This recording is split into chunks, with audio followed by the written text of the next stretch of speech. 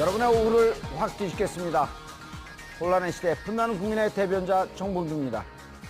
1600만 촛불 시민들이 만들어낸 5월 대선이 최근 북한 주적 논란, 북한 인권 결의안 대북 결재 논란 등으로 시끄럽습니다.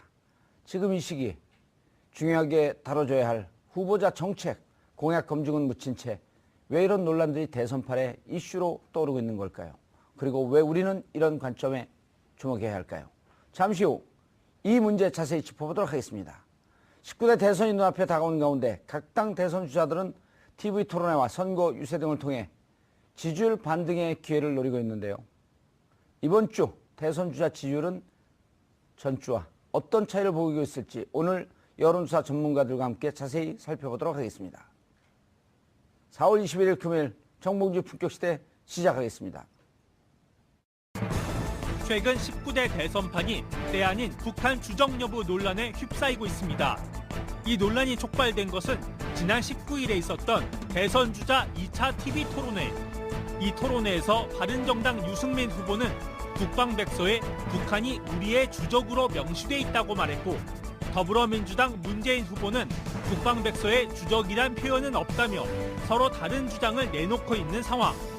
이에 각종 언론에서는 과연 어느 쪽 말이 맞는지 분석하고 있습니다. 한편 2007년 11월 노무현 정부가 유엔 북한인권 결의안 표결에 앞서 북한의 입장을 물어보고 기권을 했다는 의혹도 대선판 이슈로 떠오르고 있는 상황. 하지만 이 의혹과 관련된 관계자들의 진술이 서로 엇갈리고 있는 가운데 송민순 전 외교통상부 장관이 관련 문서를 공개했습니다. 이 내용이 19대 대선판에 어떤 파장을 미칠지 알아보겠습니다.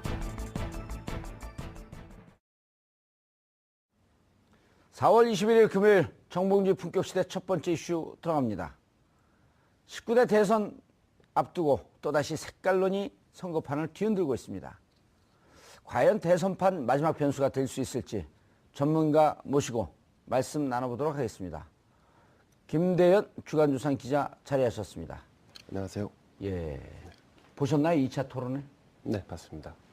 저 안보 논쟁 나올 때 짜증 안 났어요? 전체적으로 흥미로웠다고 보여지고요. 예. 콘텐츠 내용 면에서는 요 전 토론이나 두 번째 토론이나 별 차이는 없었던 것 같습니다. 예. 저는 토론회 할 때 참 다행이다 싶었어요. 저런 꼴 보기 싫어서 TV 안 사기를. 아, TV가 아직도 없으신가요? 없습니다. 네. 스마트폰으로 보시면 됩니다. 예. 제가 출마할 때나 TV 살 겁니다. 이시안 변호사님. 예. 예. 오랜만에 나오셨어요? 일주일 예, 만에? 원래 수요일 날 나오는데 예. 금요일 날 나왔습니다. 아, 이번 원래 주에. 수요일? 예. 제가 그럼 제대로 봤네. 조금 예. 오래간만에 품격 시대 전문 출연자입니다. 예. 다른 방송은 안 나가요? 일치 안 나갑니다. 와, 글 쓰느라고.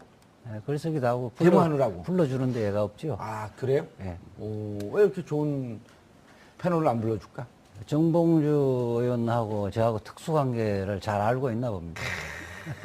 그래서 안 부르는군요. 예. 제가 방송을 더 많이 뛰어서 더 많이 부르겠습니다. 예. 자, 최영일 평론가님 자리하셨습니다. 안녕하세요. 아침에도 뵙고 저녁에도 뵙고. 네, 오전에도 예. 뵙고 저녁에도 뵙고 한 번 보고 두 번 보고 자꾸 한 번 보고 싶고. 자꾸 뵈도 전 좋습니다. 대선 출마하시면요. 예. 텔레비전은 제가 사드릴게요. 제가, 혼수의 느낌으로. 제가 한 말씀 드려도 될까요? 네네. 명찰 똑바로 다세요. 아이고. 중요한 얘기네요. 예. 자, 그 중에 이제 전체적인 그 토론의 전체적인 평 말고 오늘 우리 주제가 네네. 어찌 보면 원하는 사람들도 있지만 철저한 색깔 논쟁, 안보 논쟁, 과도한 안보 논쟁 어떻게 보셨는지. 철저했다고 볼 수 있는 사람들도 있고 아니면 의미 있다 이런 분들도 분명히 계시거든요. 예, 19일 날이죠. KBS에서 숱한 화제를 낳았던 토론회 결과는 스탠딩, 무원고 이런 것보다는 사실은 남은 건 말씀하신 대로 색깔론이죠. 예. 네, 주적이라 할 수 있느냐 없느냐. 아하. 또 북한 인권 결의안을 사전에 물어봤느냐 아니냐. 이게 이제 이 사안에 말씀하신 대로 철진한 색깔론이라고 또 평가하는 분들 계실 수 있고 또 안보관의 검증을 받아야 된다. 안보관의 검증 차원이다라고 보는 시각도 있는 것 같은데 지금 상황은 어쨌든 주적이냐 아니냐, 북한 인권 결의안을 사전에 문의했냐 안 했냐의 문제를 확실하게 짚고 넘어가지 않으면 안 될 상황에 와 있다. 그건 분명해 보입니다. 예. 상대가 좀 있거든요. 그 예컨대 주적 논란의 문제는 보수 정당이라고 하는 측에서는 뭐 사실 지금 주적 엄밀히 따지면 주적이라는 개념이 국방백서에 포함되어 있지 않음에도 불구하고 주적 논란을 불러왔기 때문에 거기에 대한 어떤 개념 정의를 할 필요가 있다라고 하는 주장하는 측이 있고, 그리고 북한 인권 결의안 문제는 송민순 전 장관이 내 말이 맞다라고 주장을 하는 차원의 문제가 있기 때문에 어쨌든 문재인 후보 입장에서는 이 논란의 종지부를 찍을 수 있는 자기 입장을 명확하게 표현해야 되는 상황에 직면해 있다. 그것은 분명해 보입니다. 예, 알겠습니다. 최영일 평론가님. 네. 국방부가 신속하게 해명을 내놨어요. 네. 국방백서에 2016년 이후 국방백서에 주적 개념은 없다. 네. 2004년까지 주적 개념이 있었고 국방전략보고서인가 거기도 2010년까지 있었는데 현재 거론되고 있는 국방백서, 즉 대한민국의 안보, 국방 문제에 대한 총괄 정리죠. 네. 국방백서는 그런데 주적 개념은 없다. 그 국방부의 해명이 이제 두 가지 해석을 지금 낳고 있어요. 예. 국방백서 안에는 북한 정권과 북한군은 우리의 적이다. 예. 그러니까 군의 입장에서, 우리 이제 대한민국 국군의 입장에서 적이다. 이렇게 돼 있어요. 그런데 이제 기자의 질문에 답변을 하면서 예. 자, 그럼 주적이라는 표현은 쓰지 않았지만 주적으로 해석해도 좋은가? 어허. 주적으로 해석해도 좋다. 어허. 왜냐하면 국방백서 안에 적이라고 규정된 개념은 북한밖에 없다 이거예요. 그러니까 뭐 적이 하나니까 주적, 예. 주된 적이냐, 그럼- 보조적인 적이냐 이 문제인데 예. 그런데 이제 문제는 여기서 저는 이 앞에 조건이 달려 있어요. 이러한 위협이 지속되는 한 그 수행 주체인 북한 정권과 북한군은 우리의 적이다. 그럼 이러한 위협이 뭐냐면 핵, 미사일 등 대량 살상 무기 그리고 사이버 공격, 해킹, 테러 이런 위협이 존재하는 한 우리의 적이다. 그러니까 지금 적인 게 맞죠. 지금 상황에서는. 그런데 문제는 뭐냐면 이 국방부가 적이라고 보는 건 맞다. 문재인 후보도 맞다 그랬잖아요. 예. 국방부가 그렇게 보는 건 당연하죠. 그랬는데 그 다음에 문제는 대통령은 어떤 입장이냐. 헌법에 두 개의 개념이 상충되는 거 있는 거예요. 그렇죠. 이렇게 적의 네. 개념이 있고 대한민국 영토에는 국가는 대한민국밖에 없어요. 그러니까 지금 절반을 지금 점령하고 있는 북한은 뭐냐? 반국가 단체다. 그리고 우리 안보를 위협하니까 적이다. 그런데 그 다음에 평화 통일을 이루기 위해서 헌법 제4조죠. 협력적 동반자다. 이렇게 돼 있습니다. 예. 그럼 이 이중적 위치에 있다는 거를 문재인 후보가 딱 짚었는데 문제는 그 설명이 조금 부족했던 것 같아요. 그러니까 이제 오해나 해석의 다양성의 여지를 낳아서 헌법엔 두 가지 이중 위치로 북한이 규정돼 있다. 대통령은 군통수권자로서는 주적으로 도발하면 응징한다. 이건 항상 우리의 원칙입니다.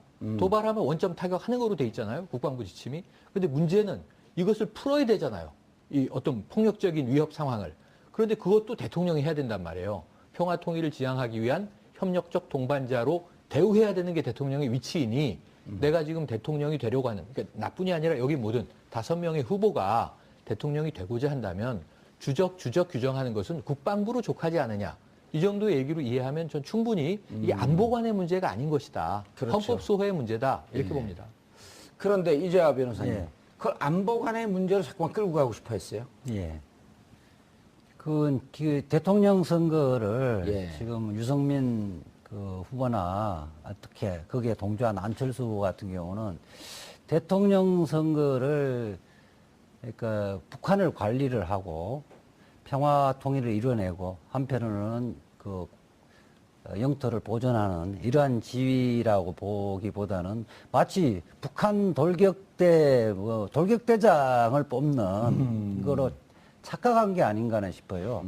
대통령이라는 것은 우리 대법원 판례에도 북한 부분의 이중적 지위는 이미 반세기 동안 그렇게 판단해 왔거든요. 우리 헌법에서는 한편으로는 아까 이야기했지만은 남북 대치하는 상황에서는 적으로서의 성질도 있지만은 우리는 헌법에서 대통령의 의무로 규정하고 있는 평화 통일을 해야 할 상대방이란 말이에요. 예. 대화와 협력하고 설득을 해야 할 상대방이라거든요. 그렇죠. 만약에 이 대통령이 대리하는 자가 대통령이 북한을 적으로 규정해버리면 우리는 대결만이 선택할 수밖에 없는 거거든요. 이중적 지위에 대한 이해를 좀 더 깊이 갖는 대통령이 나와야 되는 거 아니에요? 아, 당연히 그렇게 돼 있고 지금은 국가보안법 유승민 그 후보는 국가보안법적 시각에 협소한 시각에서 벗어나지를 못했다는 거예요. 그러니까 지금 대통령이란 것은 대검의 공안검사의 수장인 대검 공안부장을 뽑는 자리가 아니잖아요. 예. 양쪽을 다 봐야 되는 거고 그 부분에 위기 관리를 할 수 있는 사람을 뽑는 거기 때문에 그냥 저는 그 TV 토론을 보면서 이 국민들의 의식은 굉장히 향상돼 있는데 후보자들은 1950년대 메카 시점적 사고에 젖어 있다 이렇게 판단이 들어서 아주 짜증이 났어요. 그리고 조금 추가 설명을 드리면 이게 넘어가 버려서 지역적인 대목인데 유승민 후보가 관련된 얘기를 하면서 자 문재인 후보의 안보가는 지금 불안하네요, 위험하네요. 어허. 그 북한에 그럼 의견을 묻고 지금 이 송민순 장관 회고록 등 뭐 북한에게 그럼 머리를 조아리고 이런 느낌이잖아요. 예. NLL 때는 국경을 마치 갖다 바친 것처럼 얘기를 했었잖아요. 하지만 그대로 유지되고 있잖아요, NLL은. 그런데 유승민 후보가 이런 얘기를 합니다. 자, 그런 식으로 해서 어떻게 김정은을 다루겠습니까? 라는 얘기를 해요. 자, 대한민국 대통령이 이 북한의 그러면은 이 수령, 김일성, 김정일, 김정은을 다룬 적이 있습니까? 진보 대통령이든 보수 대통령이든 이명박 대통령이든 박근혜 대통령이든 이 북한의 김정일이나 김정은을 다룬 적이 있어요? 근데 굉장히 세게 얘기를 한단 말이에요. 내가 안보 대통령이 되면 김정은을 다룰 것처럼 박근혜 정부 초기에 어떤 위험한 상황이 이제 한번 드러난 적이 있냐면 체제 붕괴 흡수론을 논의했다. 이게 굉장히 중요한 얘기입니다. 통일 대박론이 통일론. 네, 흡수 흡수 통일론이죠. 결국은. 통일은 대박이다라고 하는 것이 그러니까 마치 문제는 북한이 붕괴되면 이 서베를린, 동베를린, 동서독이 통일됐던 것처럼 갑작스러운 통일이 올 수도 있어요. 근데 우리가 그 흡수의 능력이 있느냐, 재정적인 통일 비용이 감당될 수 있느냐, 북한이 자체 붕괴하더라도. 그래서 이건 보수 진보 정부 공이 북한 체제는 유지되면서 북한 주민의 인권이 향상돼야 되고 북한의 경제 수준이 어느 정도 올라와야 된다. 그 다음에 평화 통일이 단계적으로 가능하다. 이런 검토는 통일적으로 이루어져 왔던 것인데 유승민 후보의 태도를 저는 역으로 문재인 후보의 이제 답변보다 유 후보의 태도를 비판한다면 이 박근혜 정부 초기엔 이런 얘기도 나왔습니다. 레짐 체인지 해야 되는 거 아니냐? 미국 정부는 이걸 부인했죠. 레짐 체인지는 우리는 검토하고 있지 않다. 예. 그럼 이게 뭐냐 하면 암살까지도 이야기되는 거예요. 그렇죠. 지금 참수작전도 등장했잖아요. 이런 무책임한 이야기를 대통령 후보가 해도 되는 것인지를 우리는 또 토론해야 된다고 봐요. 국방부 대변인이 이재화 변호사님 이렇게 얘기를 했어요. 예. 우리의 적이라는 표현이 주적과 같은 뜻인가? 라는 기자의 질문에 그렇게 이해를 해도 된다라고 답변했다가 그 이후 표현 그대로 네. 주적이라고 하지 맞아요. 말고 맞아요. 표현 그대로 북한 정권과 북한군은 우리의 적이라는 취지였다고 바로 잡았는데 국방부는 이 논쟁에 끼어들지 않고 싶고 그렇죠. 어찌 보면 조금 얄밉기도 해요. 사실은 국군은 대통령과 달리 국군은 예. 우리가 누구와 싸워서 국가를 지킬 것인가를 결정을 해야 돼요. 그렇기 때문에 현재 예. 북한 정권과 북한군이 항상 그 주적은 아니지만은 예. 현재 이런 남북 대치 상황과 그다음에 또 핵 위협이 있는 상황, 예. 그다음에 잠재적으로 뭐 테러 위험이 있다고 이야기하는 사람도 있지만은 그런 상황에서 현재는 우리가 싸워야 할 대상이라는 것만 명시를 한 것이지 이게 어쨌든 헌법적 그 법적 개념은 아닌 거거든요. 예. 그러니까 대통령의 입장에서 그걸 이야기할 해야 되고 해야 되는 부분은 아니라는 거죠. 알겠습니다. 김 기자님. 네. 그런데 조금 이상한 게, 자, 첫 번째 토론에서도 평이 좋았어요. 물론 지지율은 올라가지 않았죠. 토론을 제일 잘했다. 그리고 타이틀도 보수의 새 희망? 당신의 능력을 보여주세요. 세보수의 아이콘. 뭐 예. 이러면서. 그러면서 꽤 합리적이고 개혁적인 보수로 가려고 그러다가 느닷없이 그 회양을 한 듯한 느낌이에요. 뭐 합리적 보수, 개혁적 보수 뭐 한다 하더라도 어쨌든 보수의 기본 그 뭐랄까 자기 이념 성향은 지니고 예. 있는 거니까요. 지금 상황은 이제 낮은 지지율 그리고 아하. 답보 상태에 있는 현재 대선 주자로서 바른정당 유승민의 어떤 스탠스 예. 이걸 볼 때 사실 안보 관련 깝깝하겠죠. 이슈만큼 사실 자기에게 유리한 구도는 없어요. 사실 또 아시겠지만 유승민 의원은 국회 국방위원장을 역임을 했거든요. 그렇죠. 예. 그러니까 기본적으로 그 스마트한 캐릭터에다가 안보의 어떤 자신감이랄까? 죄송합니다. 이런 걸 통해서 지금 현재 흐르고 있는 정권 교체의 분위기를 대통령 각자가 가지고 있는 자질론으로 한번 바꾸고 싶어 하는 의도가 거기 놓아 있는 거 분명해 보이죠. 하지만 그 국민들의 입장에서 볼 때 이 논쟁과 논란을 바라보면서 북한을 어떻게 우리가 상정하고 있는지를 다시 한번 고민하게 하는 계기가 되거든요. 그럴 때 일부는 북한을 여전히 적으로 규정하고 혹은 주적으로 규정해야 한다라고 하는 여론이 있을 수 있고 또 일부는 그렇지 않은 여론이 있을 수 있는데 우리가 이걸 합리적으로 해결하려고 하면 그러면 문재인 후보가 사실 이 토론 이후에 합리적인 분석 혹은 합리적인 자신만의 어떤 관점을 다시 한번 분명히 밝히는 게 중요하지 않았을까 싶습니다. 예. 네. 근데 지금은 캠프 차원에서 이제 이루어지고 있고 그렇기 때문에 다음 토론에서도 분명히 이것이 또 논란이 될 텐데 논란이 될 때 이걸 어떻게 슬기롭게 극복하느냐 그 답은 아마 지금 이재화 변호사님이나 최영일 평론가께서 말씀하신 그 안에 다 들어있을 겁니다. 네. 다만 이제 좀 우려스러운 것은 상황이 이렇게 되니까 바른정당, 자유한국당을 포함해서 국민의당까지도 주적 논란을 계속 이게 좀 확대시키는 거 아니겠어요? 예. 그 누구를 위한 논란의 증폭인지 잘 모르겠습니다. 예. 제가 좀 예. 먼저 주적론은 문재인 후보가 다시 설명할 것이 없다고 보는 거고요. 저는 정확한 대통령 후보로서 정확한 스탠스에서 발언을 했다고 봅니다. 대통령은 아까 좀 이중적 지위가 있기 때문에 한편으로는 국가를 안보를 뭐 신경 써야지만 한편으로는 북한을 설득해서 외교의 장에서 설득을 해서 북핵 문제를 해결해야 할 그런 의무가 있는 사람이거든요. 예. 그렇기 때문에 국방부 장관의 위치에서 할 수 있는 말을 대통령 해버리면 이미 외교의 채널이라든지 대화, 협력 이런 부분이 봉쇄되지거든요. 공세가 되겠죠. 대화 안 하겠다는 거 아니에요? 그래서 그 문제는 다시 하더라도 더 이상 논쟁은 안 될 거라고 보고요. 오히려 그러면 북한을 예컨대 이혼한 부부가 다시 이제 같이 살 것인지 재혼할 것인지 문제를 논의를 할 때 나는 당신이 적이다 이렇게 해버리면 만나는 자체가 불가능해지는 거 아니에요. 그래서 우리 국민들은 이것을 원하지 않을 거예요. 두 사람 그 상대방을 북한과도 존중하고. 만나고 예. 그 다음에 이웃들도 같이 만나서 어떻게든 평화롭게 북핵 문제가 해결되기를 원할 거라는 예. 거예요. 이 관리를 누가 더 잘할 것인가 그런 능력이 있는가를 보는 것이지 뭐 과격한 그 전투 의욕만 보이는 사람을 뽑지는 않을 거라는 거예요.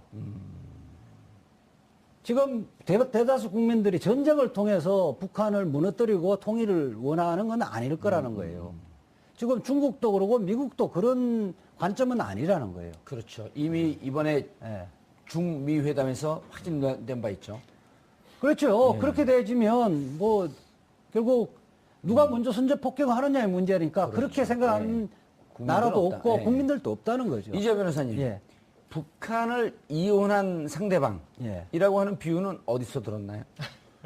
제가 생각을 한 거죠. 89년도 문익환 목사님이 예. 께서 예. 평양에 갔다 와서 재판받을 때 인용했던 표현이거든요. 예. 그때 이혼한 부부가 재결합하고 재혼을 하려면 상대방을 존중하고 칭찬을 해줘야지 계속 욕하면 어떻게 재혼을 하겠느냐 이런 표현을 썼는데 그거죠. 깜짝 놀랐어요. 7.4 공동성명도 그렇고 6.15 공동성명도 그렇고 14선언들도 기저에 흐르고 있는 우리 대한민국의 대통령의 대북 정책에 어떻게 보면 골격 나온 자체가 거죠. 예. 상호간에 존중하면서 화해 협력한다는 게 기조입니다. 상호 존중, 호혜 평등의 원칙. 예. 알겠습니다. 최평론가님. 근데 문제는 자 유승민 후보 사드 문제에 대해서도 그렇고 여러 가지 복지 문제에 대해서 무척 전향적인 정책을 내놓지만 방금 김대원 기자가 얘기했듯이 답보적인 지지율 그리고 자기 진영에 돌아갔을 때의 이 질타 이런 것 때문에 그렇게 얘기할 수 있었을 것이라고 천번 만번 양보해서 이해를 해도 네. 국민의당이 뛰어들었어요. 그리고 국민의당은 박지원 네. 대표가 죄송합니다. 네. 김대중 대통령의 계승자 그리고 햇볕 정책의 적자. 그렇죠. 이렇게 표현하는데 느닷없이 그러니까 뭐지? 제가 보기에는 오늘 뭐 한국갤럽이나 동아일보 리서치 조사를 보면 예. 지금 이 문재인 후보가 주저앉았어야 마땅해요.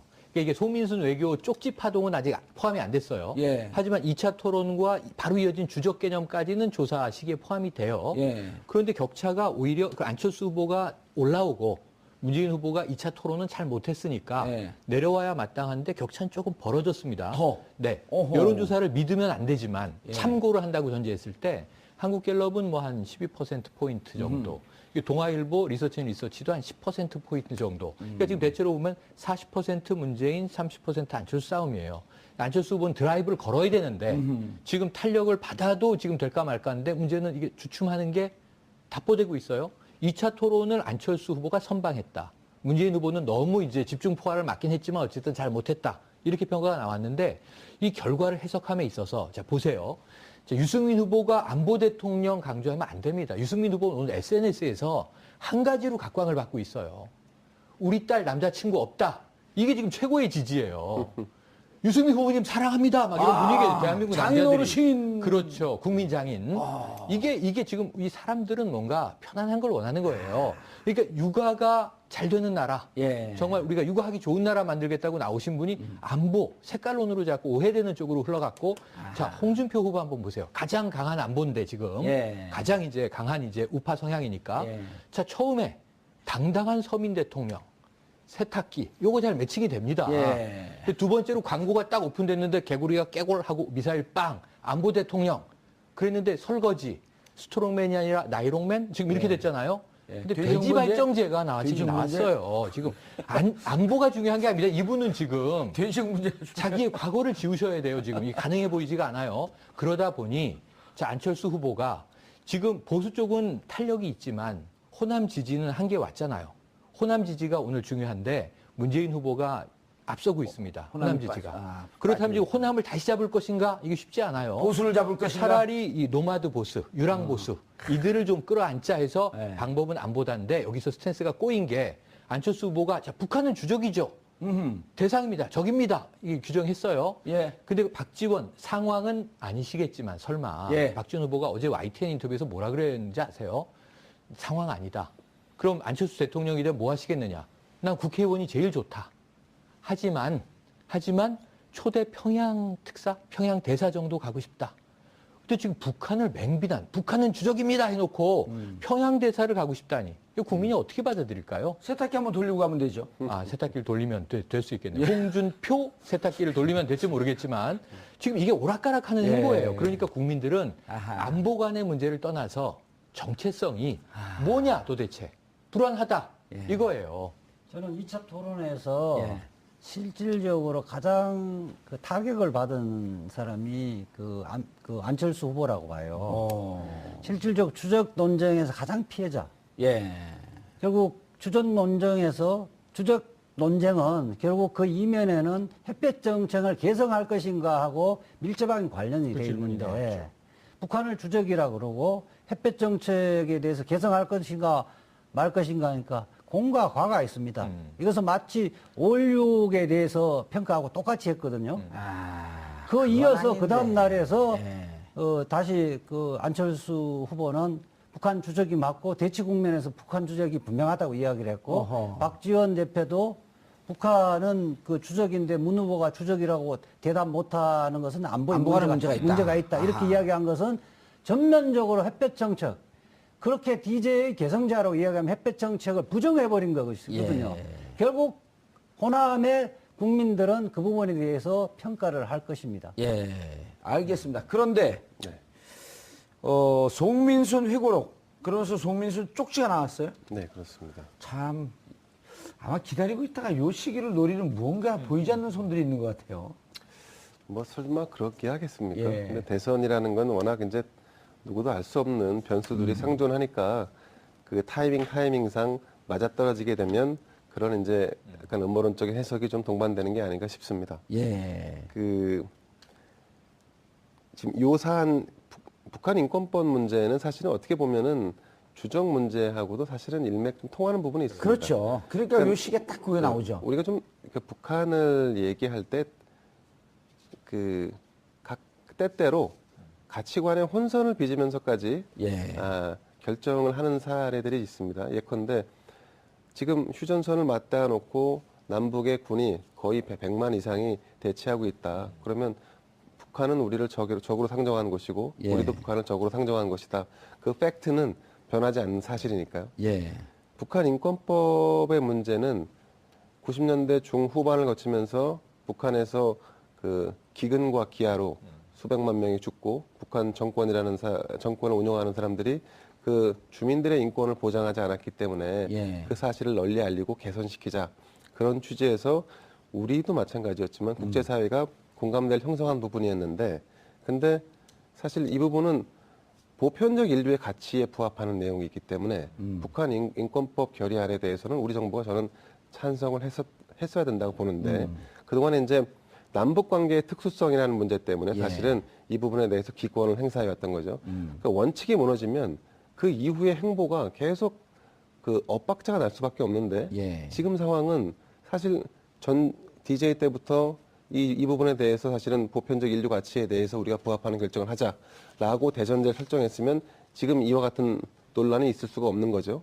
근데 어쨌든 그건 과거의 일이니까 예. 지금 상황은 송민순 그 장관이 자기가 믿는 진실은 예. 이것이다라고 발표했으니까 그 진실이 아니다 혹은 잘못됐다 혹은 아니면 문재인 후보가 말하는 것이 더 진실에 부합한다라고 하는 이 진위 관계를 가려야 되는 측면에서 국정원이든 아니면 청와대든 그 당시의 자료를 공개할 필요는 있어 보입니다. 송민순 장관이 2007년 유엔 투표를 앞두고 노무현 정부가 북과 사전 협의를 했다라고 하는 걸 요 두 가지 근거로 봤을 때 입증할 만한 증거는 됩니까? 본인의 주장으로만 볼 수밖에 없는 거예요?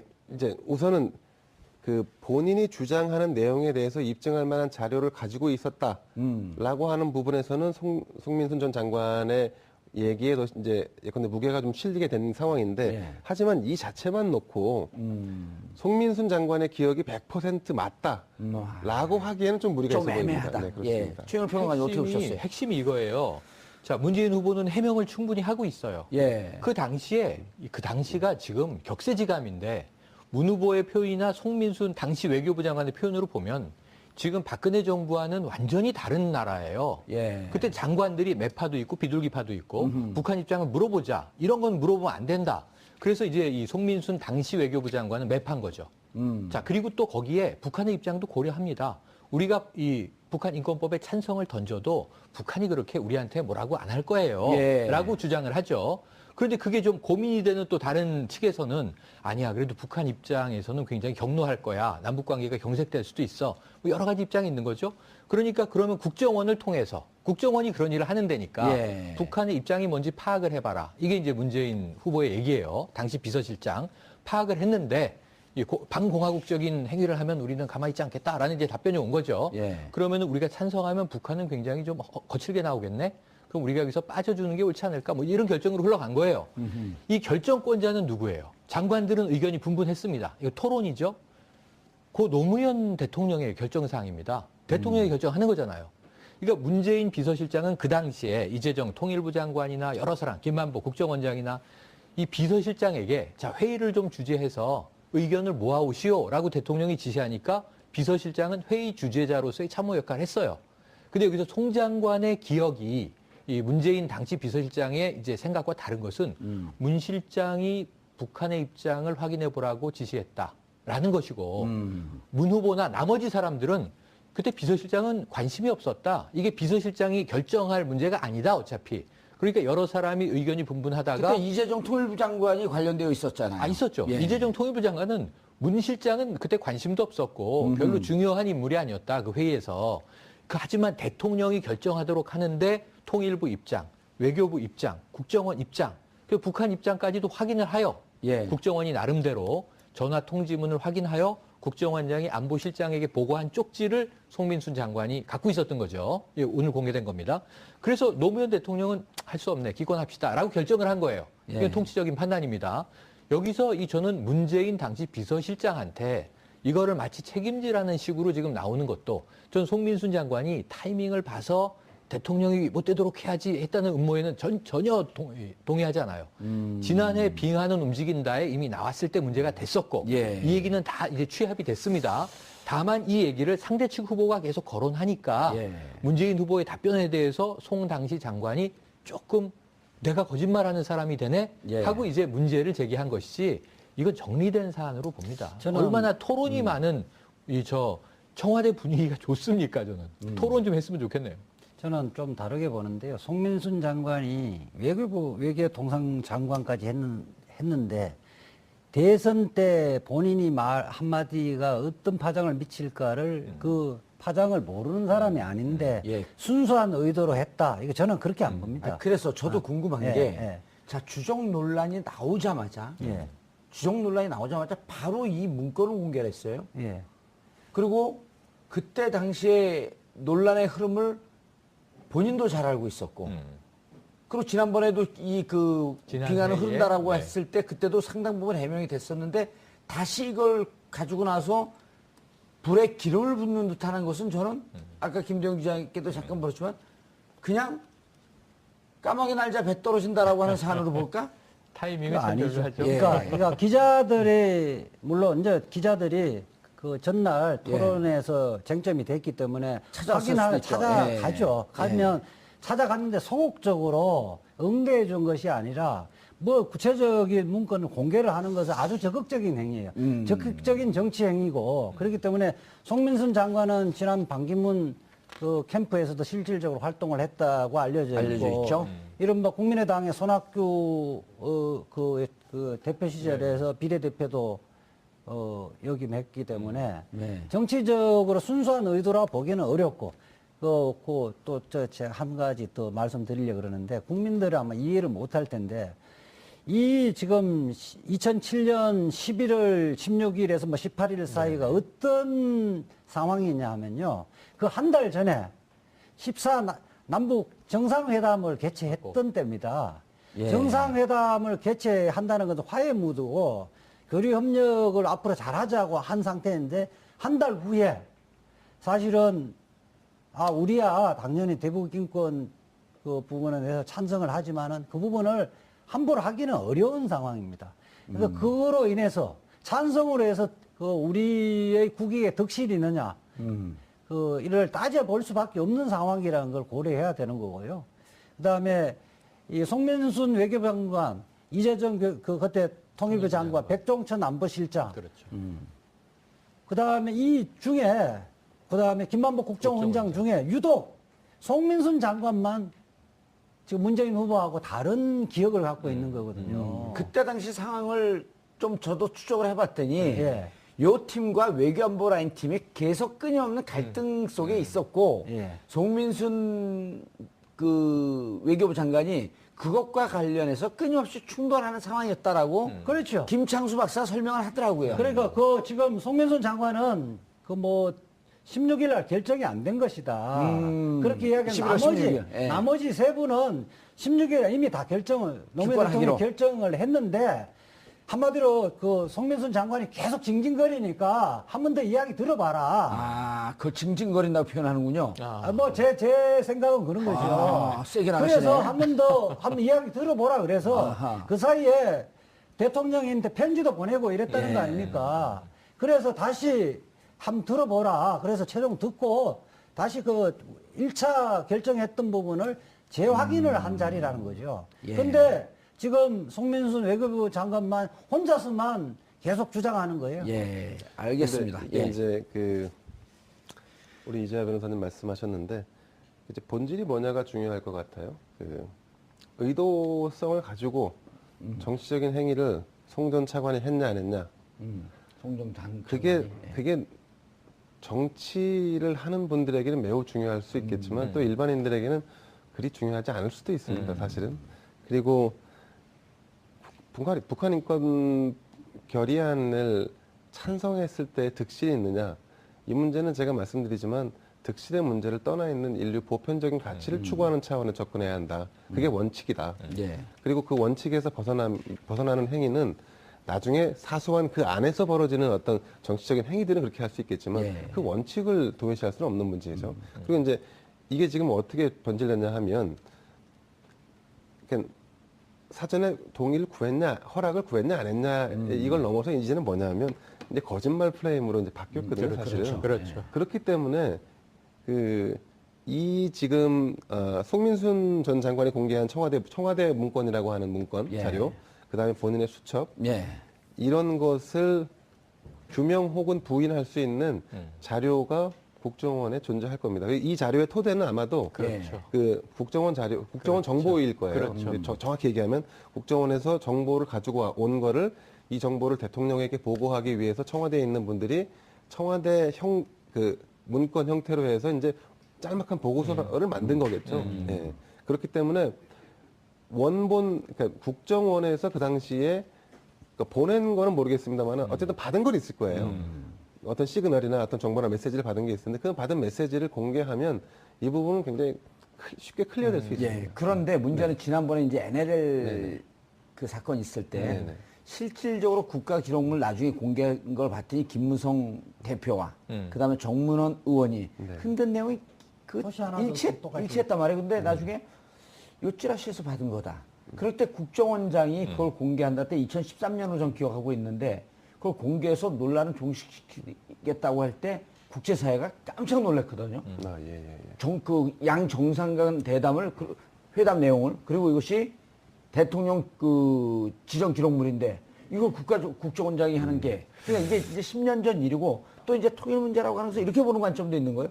앞으로 나가야 되는데 자꾸 10년 전 뒤에 얘기를 이거 진유의 논쟁을 해서 국가 간 회담 내용을 국정원에 있는 특히 보안 자료일 텐데 이걸 공개해야 되느냐? 자, 그래서 제가 예. 이제 그 부분에 대해서 약간은 핀트가 예. 좀 나간 부분, 그러니까 좀 약간 격가지 문제일 수 있는데 우리가 왜 매번 이런 문제로 그러니까요. 논란이 불거지냐 하면 정보를 투명하게 공개하지 않기 때문이에요. 대한민국이 왜 아직까지도 서구나 아니면 미국보다 더 후진적인 어떤 이런 논쟁에 자주 휘말리느냐? 예. 정보를 공개하면 돼요. 그리고 원칙적으로 정보를 공개한다라는 기본이 서면 이런 논쟁은 불거질 수가 없습니다. 알겠습니다. 저는 그 문제는 외교나 이게 통일 문제 이쪽 부분은 사실상 민감하죠. 일반인에 예. 공개하기는 어렵고 20, 30년 후에 아니, 근데 공개를 해야 될 텐데. 이 사안이 근데 지금은 핵심은 그거잖아요. 예, 예. 우리 그 국정원에서 북한에 통지문을 보냈느냐, 그다음 통지문을 받았느냐인데 송민순 장관은 오늘 공개한 게 받은 통지문으로 보이는 것만 예. 공개를 하고 보낸 공개를 안 했거든요. 반쪽만 공개를 했기 때문에 이 부분은 만약에 통지문이 왔다면 통지문을 보낸 것도 있을 것이다. 예. 그렇죠. 그거 확인해 보면 문재인 후보는 확인해 보면 알겠다는 건데 저는 그 이전에 이건 본질이 아니고요. 결국은 어쨌든 노무현 대통령이 결국 그때 당시에 기권한 것이 역사적으로 옳으냐 그러냐로 평가의 문제로 가야 되는 건데 예. 그 와중에 어떻게 됐느냐의 문제는 그때 당시 비서실장은 실질적으로는 권한이 있는 아이는 아니에요. 최평론가님. 네. 자, 이제 많은 분들의 증언이 문재인 당시 비서실장이 여기에서 한 발 물러나 있고 배제되어 있었다. 네. 그러니까 이제 하나의 핵심. 그다음 11월 16일에 이미 또 결정된 거다. 이제 두 가지가 그렇죠, 논쟁이 그렇죠. 되고 있는데 네. 자, 11월 16일 결정 여부 또 하나는 핵심적 본질로 기권해야 될 거냐 찬성해야 될 거냐라고 하는 문제는 논외로 하더라도 네네. 문재인 실장이 당시 관여하지 않았었다라고 하는 증언이 압도적 다수인데 네. 이게 또 모든 것이 자서전에 근거한 거란 말이에요. 그렇죠. 이걸 어떻게 봐야 됩니까? 그러니까 저는 이렇게 생각해요. 거기에 참여했던 모든 장관들은 입장이 다 달랐다. 하지만 흐름으로 묶어보면 비둘기파가 많았고 매파가 대표적으로 적었다. 송 당시 외교장관이었다. 예. 이렇게 보는 건데 문재인 당시 실장은 예. 역할이 없는 게 아니라 대통령이 직접 회의를 주재한 게 아니라 문 실장이 비서실장이잖아요. 예. 대통령의 오른팔이잖아요. 가서 이렇게 의견이 분분하고 그런데 가능하면 의견을 일치시켜줬으면 좋겠다라는 미션을 받은 거예요. 저게 충분히 이해가 돼요. 예. 제가 지금 회장님 비서인데 예. 아니 부장들이 다 의견이 달라? 그럼 어떻게 의사결정을 하지?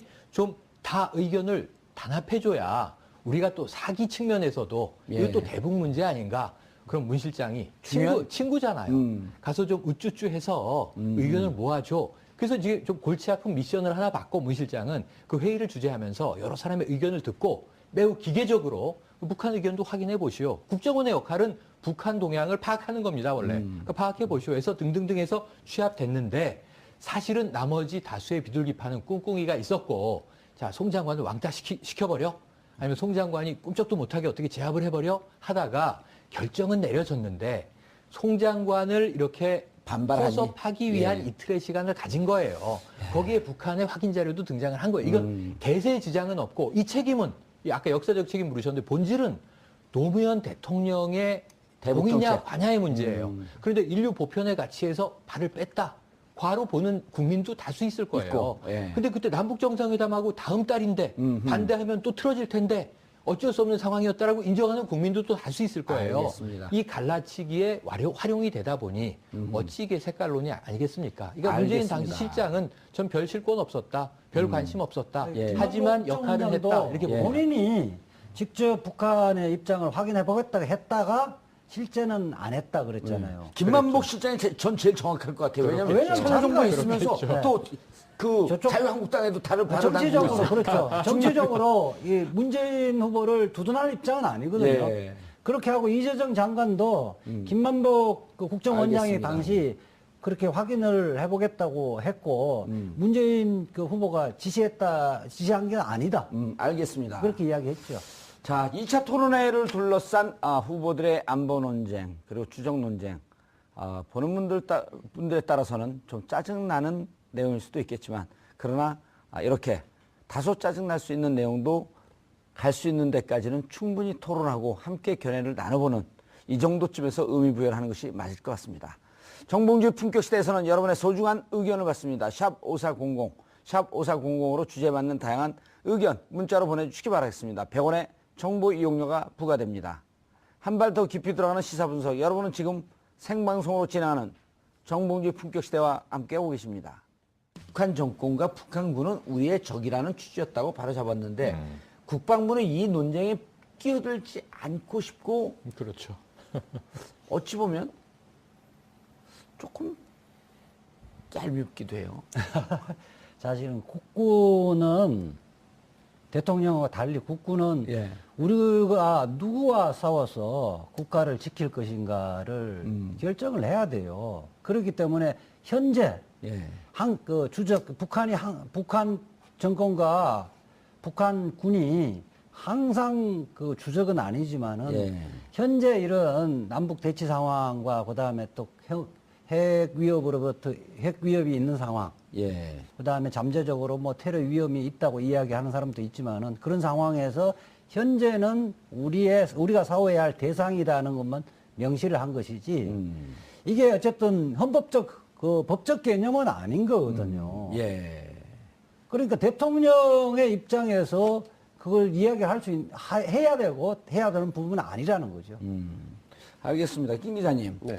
그런데 조금 이상한 게, 자, 첫 번째 토론에서도 표이 좋았어요. 물론 지지율은 올라가지 않았죠. 토론을 제일 잘했다. 그리고 타이틀도 보수의 새 희망?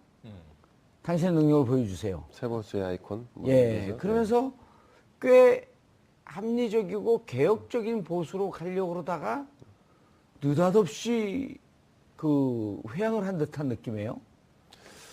뭐 합리적 보수, 개혁적 보수 뭐 한다 하더라도 어쨌든 보수의 기본 그 뭐랄까 자기 이념 성향은 지니고 예. 있는 거니까요. 지금 상황은 이제 낮은 지지율 그리고 아하. 답보 상태에 있는 현재 대선 주자로서 바른정당 유승민의 어떤 스탠스 예. 이걸 볼 때 사실 안보 관련 깝깝하겠죠. 이슈만큼 사실 자기에게 유리한 구도는 없어요. 사실 또 아시겠지만 유승민 의원은 국회 국방위원장을 역임을 했거든요. 그렇죠. 예. 그러니까 기본적으로 그 스마트한 캐릭터에다가 안보의 어떤 자신감이랄까? 죄송합니다. 이런 걸 통해서 지금 현재 흐르고 있는 정권 교체의 분위기를 대통령 각자가 가지고 있는 자질론으로 한번 바꾸고 싶어 하는 의도가 거기 놓아 있는 거 분명해 보이죠. 하지만 그 국민들의 입장에서 볼 때 이 논쟁과 논란을 바라보면서 북한을 어떻게 우리가 상정하고 있는지를 다시 한번 고민하게 하는 계기가 되거든요. 그럴 때 일부는 북한을 여전히 적으로 규정하고 혹은 주적으로 규정해야 한다라고 하는 여론이 있을 수 있고 또 일부는 그렇지 않은 여론이 있을 수 있는데 우리가 이걸 합리적으로 해결하려고 하면 그러면 문재인 후보가 사실 이 토론 이후에 합리적인 분석 혹은 합리적인 자신만의 어떤 관점을 다시 한번 분명히 밝히는 게 중요하지 않았을까 싶습니다. 예. 네. 근데 지금은 캠프 차원에서 이제 이루어지고 있고 그렇기 때문에 다음 토론에서도 분명히 이것이 또 논란이 될 텐데. 그런데 이제 기자의 질문에 답변을 하면서 예. 자 그럼 주적이라는 표현은 쓰지 않았지만 주적으로 해석해도 좋은가? 어허. 주적으로 해석해도 좋다. 어허. 왜냐하면 국방백서 안에 적이라고 규정된 개념은 북한밖에 없다 이거예요. 그러니까 뭐 적이 하나니까 주적, 예. 주된 적이냐, 그럼. 보조적인 적이냐 이 문제인데 예. 그런데 이제 문제는 여기서 저는 이 앞에 조건이 달려 있어요. 이러한 위협이 지속되는 한 그 수행 주체인 북한 정권과 북한군은 우리의 적이다. 그럼 이러한 위협이 뭐냐 하면 핵, 미사일 등 대량 살상 무기 그리고 사이버 공격, 해킹, 테러 이런 위협이 존재하는 한 우리의 적이다. 그러니까 지금 적인 게 맞죠. 지금 상황에서는. 그런데 문제는 뭐냐면 이 국방부가 적이라고 보는 건 맞다. 문재인 후보도 맞다 그랬잖아요. 예. 국방부가 그렇게 보는 건 당연하죠. 그랬는데 그 다음에 문제는 대통령은 어떤 입장이냐. 헌법에 두 개의 개념이 상충되는 거 있는 거예요. 그렇죠. 이렇게 적의 네. 개념이 있고 대한민국 영토에는 국가는 대한민국밖에 없어요. 그러니까 지금 절반을 지금 점령하고 있는 북한은 뭐냐? 반국가 단체다. 그리고 우리 안보를 위협하니까 적이다. 그런데 그 다음에 평화 통일을 이루기 위해서 헌법 제4조죠. 협력적 동반자다. 이렇게 돼 있습니다. 예. 그럼 이 이중적 위치에 있다는 거를 문재인 후보가 딱 짚었는데 문재인은 그 설명이 조금 부족했던 것 같아요. 그러니까 이제 오해나 해석의 다양성의 여지를 낳아서 헌법엔 두 가지 이중 위치로 북한이 규정돼 있다. 대통령은 군통수권자로서는 주적으로 도발하면 응징한다. 이건 항상 우리의 원칙입니다. 도발하면 원점 타격하는 거로 돼 있잖아요. 국방부 지침이. 그런데 문제는 이것을 풀어야 되잖아요. 이 어떤 폭력적인 위협 상황을. 그런데 그것도 대통령이 해야 된단 말이에요. 평화 통일을 지향하기 위한 협력적 동반자로 대우해야 되는 게 대통령의 위치이니 내가 지금 대통령이 되려고 하는 그러니까 나뿐이 아니라 여기 모든 5명의 후보가 대통령이 되고자 한다면 주적 규정하는 것은 국방부로 족하지 않느냐. 이 정도의 얘기로 이해하면 전 충분히 이게 안보관의 문제가 아닌 것이다. 그렇죠. 헌법 소호의 문제다. 이렇게 봅니다. 그런데 이재화 변호사님, 예. 그걸 안보관의 문제로 자꾸만 끌고 가고 싶어 했어요. 예. 그 대통령 선거를 예. 지금 유승민 그 후보나 어떻게 거기에 동조한 안철수 후보 같은 경우는 대통령 선거를 그러니까 북한을 관리를 하고 평화 통일을 이뤄내고 한편으로는 그 영토를 보존하는 이러한 지위라고 보기보다는 마치 북한 돌격대장을 뽑는 거로 착각한 게 아닌가 싶어요. 대통령이라는 것은 우리 대법원 판례에도 북한 부분의 이중적 지위는 이미 반세기 동안 그렇게 판단해 왔거든요. 우리 헌법에서는 한편으로는 그 아까 이야기했지만은 남북 대치하는 상황에서는 적으로서의 성질도 있지만은 우리는 헌법에서 대통령의 의무로 규정하고 있는 평화 통일을 해야 할 상대방이란 말이에요. 예. 대화와 협력하고 설득을 해야 할 상대방이라거든요. 그렇죠. 만약에 여러분의 오후를 확 뒤집겠습니다. 혼란의 시대 분나는 국민의 대변자 정봉주입니다. 1600만 촛불 시민들이 만들어낸 5월 대선이 최근 북한 주적 논란, 북한 인권 결의안 대북 결재 논란 등으로 시끄럽습니다. 지금 이 시기 중요하게 다뤄줘야 할 후보자 정책, 공약 검증은 묻힌 채 왜 이런 논란들이 대선판의 이슈로 떠오르고 있는 걸까요? 그리고 왜 우리는 이런 관점에 주목해야 할까요? 잠시 후 이 문제 자세히 짚어보도록 하겠습니다. 19대 대선이 눈앞에 다가오는 가운데 각 당 대선 주자들은 TV 토론회와 선거 유세 등을 통해 지지율 반등의 기회를 노리고 있는데요. 이번 주 대선 주자 지지율은 전주와 어떤 차이를 보이고 있을지 오늘 여론조사 전문가들과 함께 자세히 살펴보도록 하겠습니다. 4월 21일 금요일 정봉주 품격시대 시작하겠습니다. 최근 19대 대선판이 때 아닌 북한 주적 여부 논란에 휩싸이고 있습니다.